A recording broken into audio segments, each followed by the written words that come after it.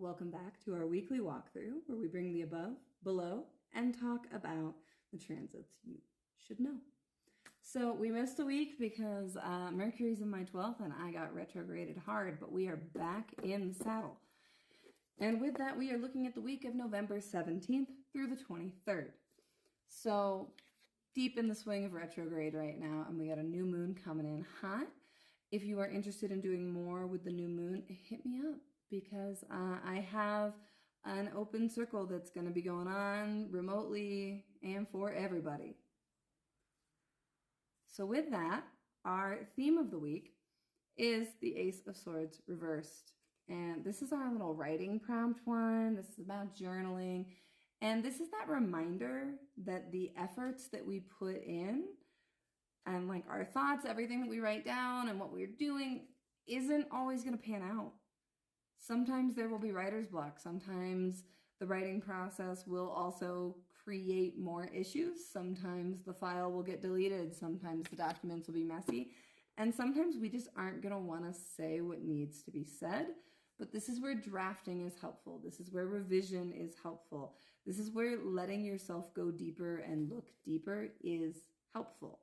So with that, on Monday, we have the Magician reversed. And yes, we know Mercury is retrograde. But with that, it's a day. It's like the moon is going to move into fall in Scorpio in the afternoon. Before that, our Libra moon opposes Chiron early in the morning. And we also get the Sun-Saturn trine, which will also include and create this wonderful grand water trine with Jupiter, Saturn, and the Sun. And I say wonderful. It is, but it's also just kind of mandatory. So the trines are like, look in here at all of the wet, squishy stuff. What is really going on? So Monday, I want you to do some introspection. Particularly when we hit the afternoon mountain time and Sagittarius Mercury right at the end of the sign has a dialogue with Pluto, and it's like, okay, but what is this really about? Like, what are we really figuring out right now? We move over into Tuesday and we have Justice reversed. Mercury drops back at 8:20 p.m. mountain time into Scorpio. We also have the Scorpio moon conjunct Scorpio Venus and trine the North Node. So there is some intensity on Mars Day. And, you know, with Mars ruling Tuesday, that Sagittarius Mars is hosting a lot. We got the moon, we got Venus, we got Mercury, we got the sun. Like there's a lot going on in Scorpio. Scorpio season is not going out quietly.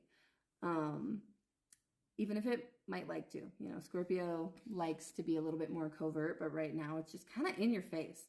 And so with Justice Reverse, really sit with where is a lack of equity in your life needing advocacy? Where do you actually need to speak up about things? And when you can't speak up about things, where does that tell you you need to move covertly somewhere else?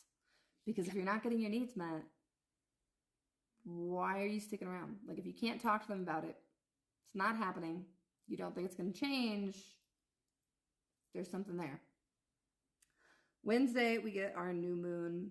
It'll be Thursday for some of you because it is right before midnight mountain time. But before that, we get a trine from Venus to the North Node. We get Mercury opposing Uranus, and this is on Mercury's day, and it's at 4:44 a.m. So I would not be surprised if there was some major tech crash or like just Wednesday seems like there's going to be some big dramatic digital interference that may even hit some stock action. And we're also going to get Mercury trine Neptune. So there could be some illusory components here. There is something big and collective that feels like it's brewing Wednesday. Then our fallen Scorpio moon will trine Jupiter in Cancer in the evening, as well as Saturn, and finally will conjunct the sun. So with that, we see actually some movement. Like even though it's a strange day and things are a bit off, we're also moving towards the Cazimi, which will happen the next day. And that energy is kind of clarifying. It's like, okay, I've figured out what this is and I have to go forward with it, even if it's rough waters. Even if this happens to be more of a battleship rather than, just a fun little cruise. That's okay. Like on Wednesday, I want you to take the motion. I want you to do the action, particularly because Thursday we get our Fool. And this is our party hardy kind of cyberpunk Fool. And with that, we have the moon conjunct Mercury. And it really feels, and that's like right after the new moon. So we're basically in the Cazimi territory already. And, it'll happen a couple hours later, the true Cazimi at 28 degrees of Scorpio. And then the moon will also hit Neptune and Uranus at 29. And so like there's a really strong connection between Wednesday and Thursday. And it feels like we're going to get a lot of insight whether or not we want it. And it's just time to act on it. Like there will be consequences and some of it will suck, but we kind of just got to do it sometimes. Like we don't always get to wait for good weather. We don't always get to wait for good transits and for the perfect time. We just have to live. Like we are living right now actively. Even as you're planning your week listening to this, you are living. This is an act of living. You are alive.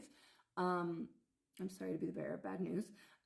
But, it's true. We forget that. We forget that we're in the process of being.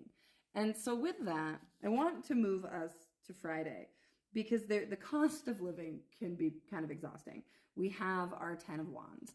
And this particular 10 of Wands, he's got a lot of them on his back. He's got his staff, ants at his feet, little skull down there, the all-seeing eye, sun above. Like and we also have a snake on the staff. There's a dedication.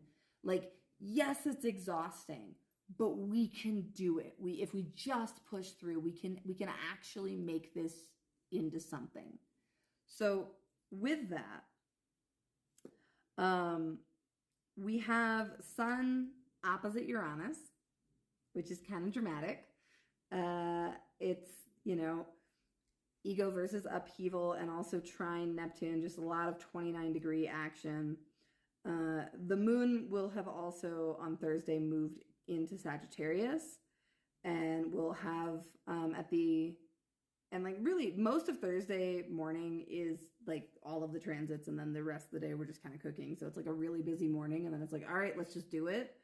But when we go into Friday, we also get the moon conjunct Mars and square the nodes at the bending before the sun moves into Sagittarius. And it kind of feels like a heavy transition into Sag season, to be honest. Like it's a literal like burnout point. Like we've been doing so much Mars stuff and it's just like, can I handle Jupiter now? Now the sun is happy to have Jupiter as host, but take it easy Friday if you can. Like don't go too hard because life may ask things of you anyway. Saturday we get Sagittarius moon trine Chiron square Saturn. We get Mercury retrograde trine retrograde Pisces Saturn. Moon square Neptune before dropping into detriment in Capricorn. And then Mercury and Jupiter have like a conversation that are like, whoa, this week has been a lot.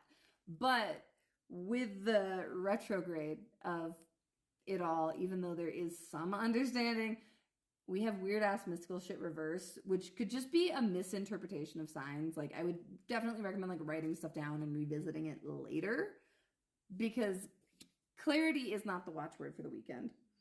We're kind of in recovery mode. And on Sunday, we have the Six of Swords reversed, Sagittarius sun in dialogue with Pluto in Aquarius, and the Capricorn moon talking to the nodes.